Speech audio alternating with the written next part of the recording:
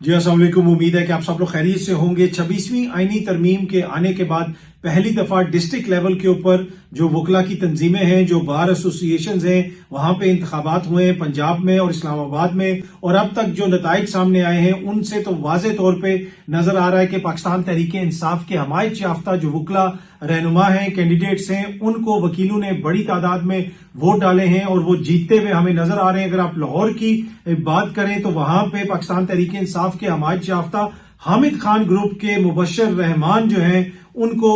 कामयाबी हासिल हुई है। बड़ी तादाद में लोगों ने उनके हक में वोट डाला है। इसी तरह जो गुजरात बार में भी जो इमरान खान का पैनल है वो कामयाब हुआ और पाकिस्तान तहरीक इंसाफ के जिलाई डिप्टी जनरल जो सेक्रेटरी हैं एडवोकेट मुनीर गोंदल साहब, वो सदर गुजरात बार मुंतखब हुए। इसी तरीके से पतोकी से भी ये खबर आ रही है कि वहां पे भी पाकिस्तान तहरीक इंसाफ के कैंडिडेट जीते हैं। चीचा वतनी से ये खबर आ रही है। इसी तरह वजीराबाद से ये खबर आ रही है। तो मुख्तलिफ जो बार काउंसिल्स के जो डिस्ट्रिक्ट लेवल के ऊपर वकला की ये इंतखाबात हुए हैं उनमें वाज़े तौर पे नजर आ रहा है कि इमरान खान के हमायत याफ्ता, पाकिस्तान तहरीक इंसाफ के हमायत याफ्ता, या फिर वो वकला जो इमरान खान को हमायत कर रहे हैं, इमरान खान के साथ खड़े हैं, उनको वकला ने बड़ी तादाद में वोट डाला। और ये इंपॉर्टेंट इसलिए है कि 26वीं आईनी तरमीम के बाद ये पहले इंतखाबात हैं डिस्ट्रिक्ट लेवल के ऊपर, और जहां पे वकला ने एक तरह से अपना माइंड शो किया है कि 26वीं आईनी तरमीम के हवाले से वो क्या समझते हैं और क्या सोचते हैं।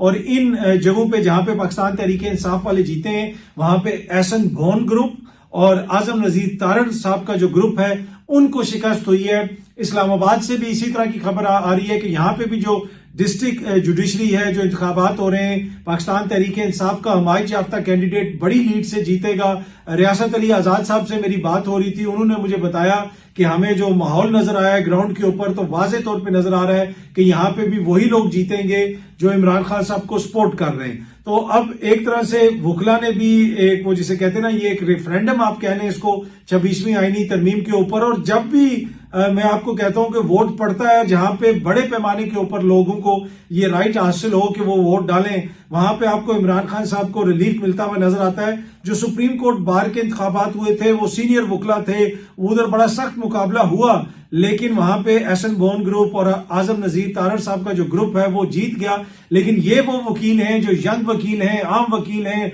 लॉयर्स हैं, जो डिस्ट्रिक्ट लेवल तक जो बार्स हैं उनकी नुमाइंदगी करते हैं। पतोकी हो गया, वजीराबाद हो गया, छोटे जो इलाके हैं वहां के वकला, इस्लामाबाद के वकला। तो ये वाज़े तौर पे एक पैगाम है कि वकला बरादरी के अंदर इमरान खान साहब की सपोर्ट बहुत ज्यादा है और यंग वकला खास तौर पे वो ये समझते हैं कि 26वीं आईनी तरमीम के बाद अदलिया को महकूम बनाने की कोशिश की गई है, तो और एक तरह से इसके ऊपर रिजेंटमेंट का भी इजहार किया जाता है। अच्छा जी, अब इमरान खान साहब का जो केस है जिसका फैसला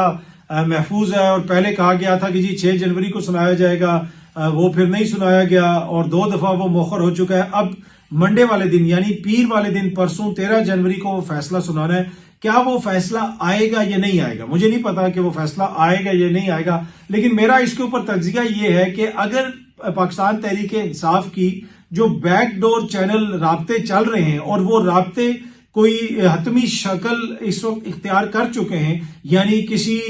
वो फैसले पे पहुंच चुके हैं, तो फिर तो फैसला आएगा और इमरान खान साहब को सजा नहीं होगी। हाँ, अगर मामलात अभी हतमी तौर पे हल नहीं हुए तो फिर क्या पता फैसला आए और इमरान खान को सजा हो जाए, और या फिर अभी बिल्कुल मामला मिडल में है तो हो सकता है कि दोबारा मौखर हो जाए। लेकिन मुझे लगता है कि फैसला आ जाएगा और आइदर वे होगा, पर एनीवे ये तो 13 तारीख को ही पता चलेगा और फिर उससे आप अंदाजा लगा सकते हैं कि किस हद तक मामलात हल हुए हैं, कहां तक पहुंचे हैं, कहां तक एंगेजमेंट है। एक तरफ जो कमेटियां बैठी हुई हैं, हुकूमती कमेटी और तहरीक इंसाफ की कमेटी, वो लोग भी बातचीत कर रहे हैं, और तहरीक इंसाफ के जराये और कुछ हुकूमती जराये भी ये बताते हैं कि किसी और लेवल के ऊपर भी एंगेजमेंट हो रही है। तो 13 जनवरी का जो ये फैसला आएगा या नहीं आएगा, या जिस तरह का भी फैसला आएगा, उस फैसले के बाद आपको ये अंदाजा लगाने में आसानी होगी कि आगे चीजें किस तरफ जा रही हैं। अब हुकूमत के ऊपर काफी ज्यादा दबाव है, इतनी आसानी से जिस तरह हुकूमत वाले कह देते हैं ना कि जी हमें तो कुछ भी मसला नहीं है, ये नहीं है तो वो नहीं है,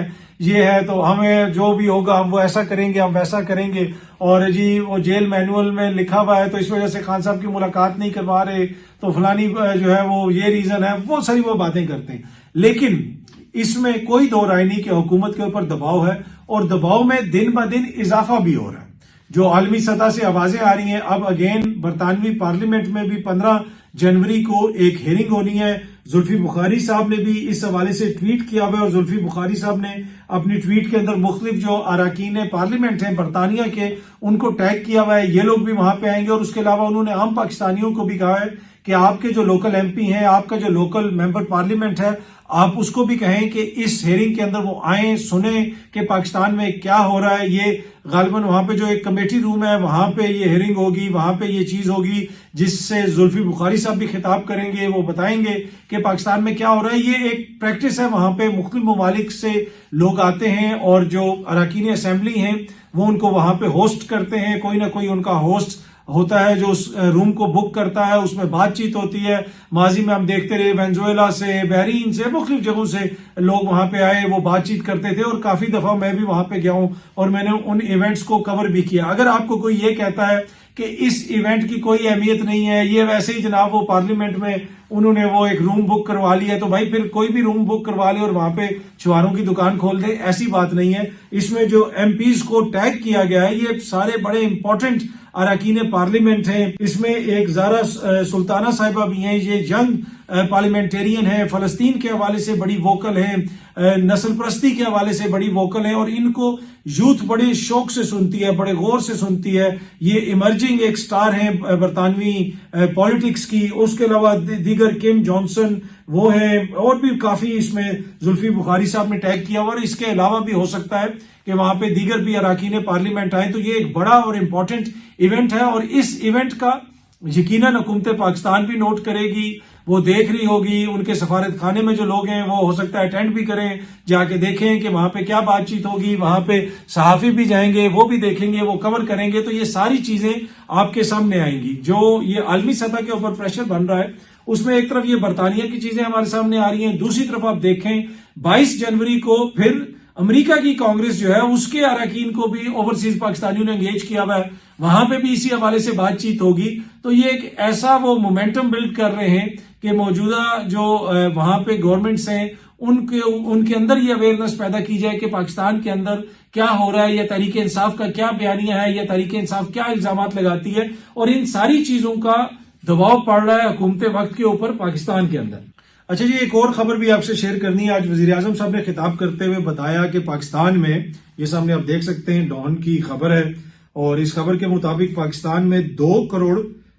20 لاکھ، جی ہاں جی، 2 کروڑ 20 لاکھ بچہ جو ہے وہ اسکول نہیں جاتا۔ اس سے آپ اندازہ لگا لیں کہ حالت کیا ہے ہمارے ہاں۔ اور یہ نہیں کہ وہ شوق سے نہیں جاتا، فیسلٹیز نہیں ہے، غربت ہے، لوگ افورڈ نہیں کر سکتے، یہ حالت ہے پاکستان کے اندر کہ جناب 2 کروڑ 20 لاکھ بچہ اسکول سے باہر ہے۔ ایک طرف یہ ہے سوسائٹی کے سیگمنٹ، دوسری طرف وہ لوگ ہیں جو اشرافیہ سے جن کا تعلق ہے، جو حکومتوں میں شامل ہیں یا شامل رہے ہیں، جو بیوروکریٹس ہیں، سیولین ملٹری جو آپ کی بیوروکریسی ہے، ان کی جو مرات ہیں، ججز کی جو مرات ہیں، کیا ایک ایسا معاشرہ، ایک ایسی سوسائٹی کے جہاں پہ 2 کروڑ 20 لاکھ بچہ افورڈ نہیں کر سکتا کہ وہ اسکول جائے، کیا وہاں پہ حکمرانوں کو اتنے بڑے جو ہے محل ملنے چاہیے، اتنے بڑے پروٹوکول ملنے چاہیے، اتنے جناب ویگو ڈالا، یہ وہ؟ آج تک میں نے برطانیہ میں ویگو ڈالا یا بڑی گاڑی نہیں دیکھی جو کسی منسٹر کے پیچھے جا رہی ہو، یا کسی جج کے پیچھے جا رہی ہو، یا پھر کوئی اتنے لمبے جو ایسکورٹ ساتھ چل رہے ہوں، اور وہ جناب ان کو ادھر لے کے جا رہے ہوں، ادھر لے کے جا رہے ہوں، یہ چیز بھی فری، وہ چیز بھی فری، ڈی سی صاحب کا 100 کنال پہ بنگلہ۔ کیا کوئی بھی مہذب معاشرہ اس کو برداشت کر سکتا ہے کہ جس ملک کے اندر 2 کروڑ 20 لاکھ بچہ اسکول نہیں جا سکتا، جس ملک کے اندر 40% سے زیادہ بچہ سٹنٹڈ گروتھ کا شکار ہے، یا پھر غذائی قلت کا شکار ہے، یعنی اس کو مناسب خوراک بھی نہیں ملتی، اور ان کے حکمران ایسے یاشیاں کریں، یہاں پہ بڑے ان کے جناب وہ آفیسز ہوں، بڑے ان کے پروٹوکول ہوں، مرات ہوں، کیا یہ اس چیز کی اجازت دی جا سکتی ہے؟ میں پہلے بھی کہتا ہوں، یہ جو پروٹوکول کی گاڑیاں ہوتی ہیں، یہ جو سرکاری جہاز ہوتے ہیں جن میں بیٹھ کے لوگ کبھی چائنا جاتے ہیں، اور کبھی سوئٹزرلینڈ جاتے ہیں، کبھی لندن جاتے ہیں، کبھی امریکہ جاتے ہیں، ان ساری چیزوں کے اندر پیٹرول یا ڈیزل نہیں جلتا، ان کے اندر آپ کے بچوں کا، پاکستان کے بچوں کا خون جلتا ہے۔ تو یہ حالات ہے جناب۔ ایک طرف زمینی حقائق کیا ہیں آپ یہ دیکھیں، اور ہمارے حکمرانوں کی آپ ڈریسنگ دیکھیں۔ اب یہ جناب بڑے بڑے لاکھوں کے بیگ اٹھائے ہوئے, لاکھوں کے جوتے پہنے ہوئے, لاکھوں کی گھڑیاں پہنی ہوئی, ڈیزائنر کپڑے پہنے ہوئے. کوئی شرم بھی نہیں آتی ہم لوگوں کو کہ جس ملک میں 2.20 کروڑ بچہ اسکول جانا افورڈ نہیں کر سکتا, اس ملک کے حکمران ڈیزائنر کپڑے پہن کے پھریں, اس ملک کے حکمران جو ہیں وہ لاکھوں کے بیگ اٹھا کے پھریں. اس سے آپ اندازہ لگائیں کہ ان کا عام لوگوں سے کتنا تعلق ہے, یا عام لوگوں کے جو مسائل ہیں ان کا ان کو کتنا ادراک ہے. اگر آپ حل نہیں کر سکتے تو کم از کم تھوڑی سی ایمپتھی شو کریں, تھوڑی سی سمپتھی شو کریں, تھوڑی سی اس میں آپ کچھ تو شو کریں کہ جناب ہم کم از کم آپ کے زخموں کے اوپر نمک نہیں لگائیں گے. میں نے پہلے بھی آپ کو ایک تصویر دکھائی تھی پرینکا گاندھی کی, جب وہ پارلیمنٹ میں منتخب ہوئی تو ایک عام کپڑے کا, عام سا کپڑا, اس کا سلا ہوا بیگ لے کے وہ پارلیمنٹ میں گئی اور اس کے اوپر لکھا ہوا تھا فلسطین. وہاں پہ جا کے انہوں نے اپنی مائنورٹیز کی بات کی.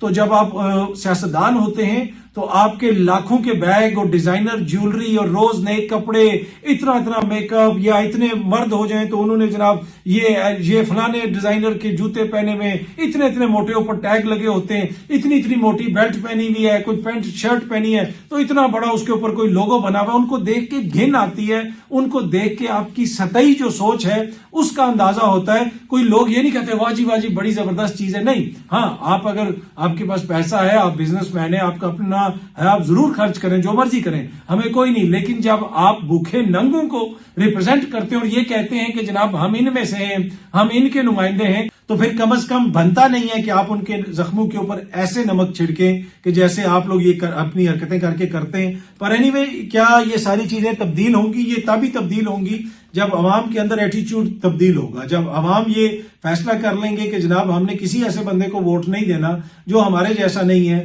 یہاں پہ یہ بھی کلچر ہے نا کہ پراڈو پہ کوئی آئے تو سارے اس کی عزت کرتے ہیں, ایماندار بندہ موٹر سائیکل پہ آ جائے تو کوئی اس سے بات کرنے کے لیے تیار نہیں ہوتا. تو یہ اوور آل ساری چیزوں کو دیکھنے کی ضرورت ہے, سارا کلچر تبدیل کرنے کی ضرورت ہے. اور اس میں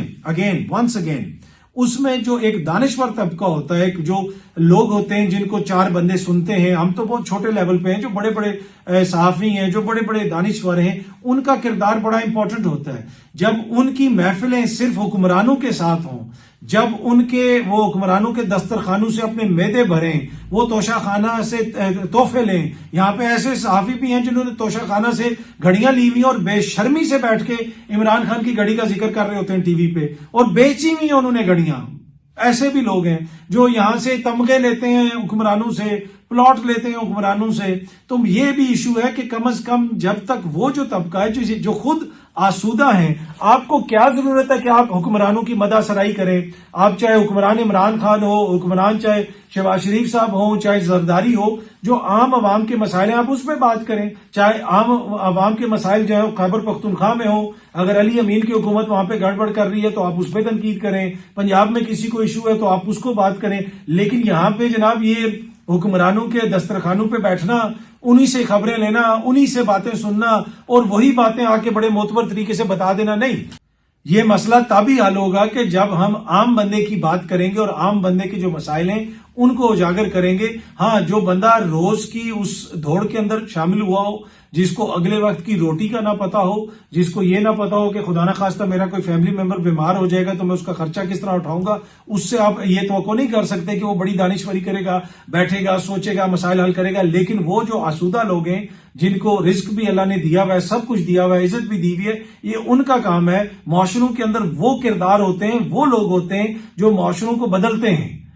ہمیشہ آپ دیکھ لیں, کسی بھی معاشرے کے اندر آپ دیکھ لیں, آپ تاریخ میں چلے جائیں, آپ حال میں چلے جائیں, ماضی قریب میں چلے جائیں, آپ کو ہمیشہ وہ لوگ جنہوں نے تاریخ کا رخ بدلا ہے وہ آسودہ لوگ ہوتے ہیں, کیونکہ ان کے پاس سوچنے کا ٹائم ہوتا ہے, ان کے پاس کرنے کے وسائل ہوتے ہیں. آپ قائد اعظم کو دیکھ لیں, آپ بہت ساری مثالیں میں آپ کو دے سکتا ہوں, ساؤتھ امریکہ کی مثالیں دے سکتا ہوں, میں آپ کو